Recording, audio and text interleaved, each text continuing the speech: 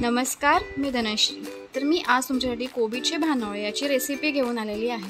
ह्याला तुम्ही कोबीची भजीसुद्धा बोलू शकता। तर ती कशी करायची आपण आता पाहून घेऊया।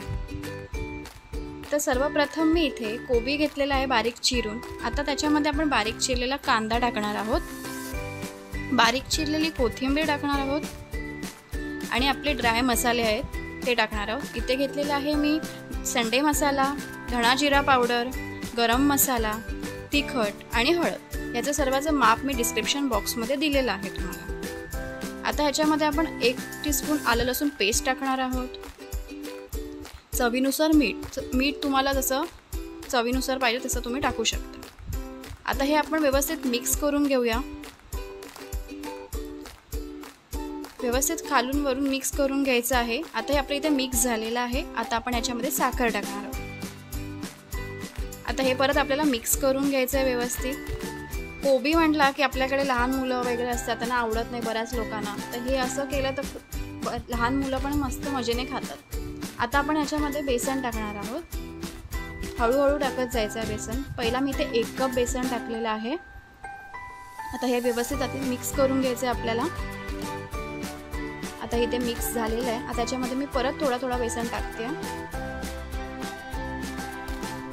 आता परत नीट व्यवस्थित मिक्स करून घ्यायचं आहे। इथे आता मला साधारण 2 कप बेसन लागलेलं आहे। पाव किलो कोबी आहे, त्याला 2 कप इथे मी बेसन घातलेलं आहे।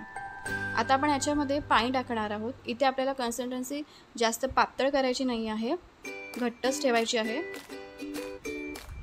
तुम्ही बघू शकता मी इथे जास्त पाण्याचा वापर केलेला नाही आहे। साधारण मला अर्धा कपच पाणी लागलेलं आहे इथे। आता इथे मी एक टोप घेतलेला आहे जर्मनचा, त्याला मी तेल लावून घेतलेलं आहे बाजूने सगळं। आता त्याच्यामध्ये मी आपण जे कोबीचं मिश्रण केलेलं ते सगळं टाकणार आहे।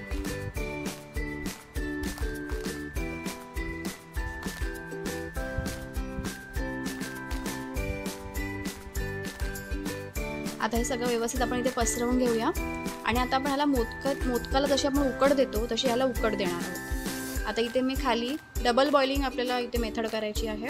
इथे मी पाणी ठेवलेलं तापत, त्याच्यामध्ये आपला हा कोबीच्या ह्याचा मिश्रणाचा टोप आपण ह्याच्यात ठेवला आहे। इथे मी साधारण 20 ते 25 मिनिटं ठेवणार आहे। आता आपली 20 ते 25 मिनिटं झालेली आहेत आणि इथे आपलं हे भानोळं परत बघायचं आपल्याला व्यवस्थित शिजलं आहे का। शिजलं नसेल तर आपण परत तिथे झाकण ठेवून 5 मिनिटं परत ठेवायचं। टोटल असे 30 मिनिटं मी ठेवलेलं आहे। आता इथे आपलं शिजलेलं आहे। आता आपण थंड होण्यासाठी साईडला ठेवून देऊया। आता हे थंड होण्यासाठी मी साईडला ठेवून देते जरा। आता इथे आपलं हे थंड झालेलं आहे व्यवस्थित। आता आपण ह्याचे काप पाडून घेऊया।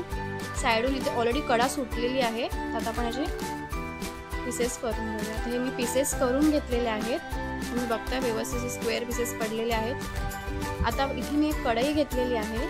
आता आपण याच्यामध्ये शॅलो फ्राय करणार। हे तुम्ही नुसतेही असे उकळून खाऊ शकता आणि असे तुम्हाला फ्राय आवडत असेल तर फ्राय करू शकता।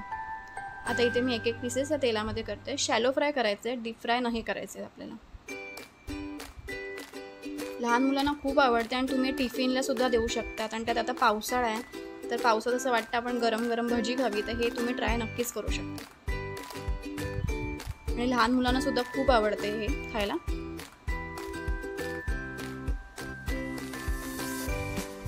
मीडियम फ्लेमवर मी फ्राय करते आहे।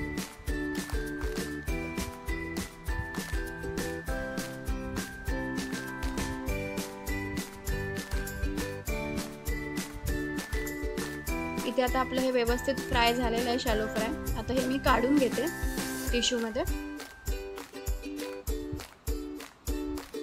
आता इथे मी काढून घेतलेले आहे सगळे। आता हे सर्विंग बाउलमध्ये आपण प्लेटवर ठेवून देऊया। मग इथे आता मस्त मी कोथिंबीर टाकते वरून आणि हे आपण सॉस बरोबर टोमॅटो सॉस नाही तर तुम्हाला कुठला वेगळा सॉस आवडत असेल त्याच्यावर तुम्ही सर्व करू शकता, पण जास्त करून टोमॅटो सॉसवरच करा कारण ते खूप छान लागतं। जर माझी रेसिपी आज तयार आहे, तुम्हाला जर माझी आजची रेसिपी आवडली असेल तर लाईक करा, शेअर करा आणि कमेंट करायला विसरू नका। आणि माझ्या चॅनलवर नवीन असाल तर सबस्क्राईब करून बेल आयकॉन वाजवायला विसरू नका। तुम्ही सुद्धा तुमच्या घरी आजच करा तुमच्या मुलांसाठी आणि त्यांना सुद्धा खाऊ घाला। बघा मग कशी वाटते। तोपर्यंत पुढच्या रेसिपी घेऊन येते लवकरच। बाय।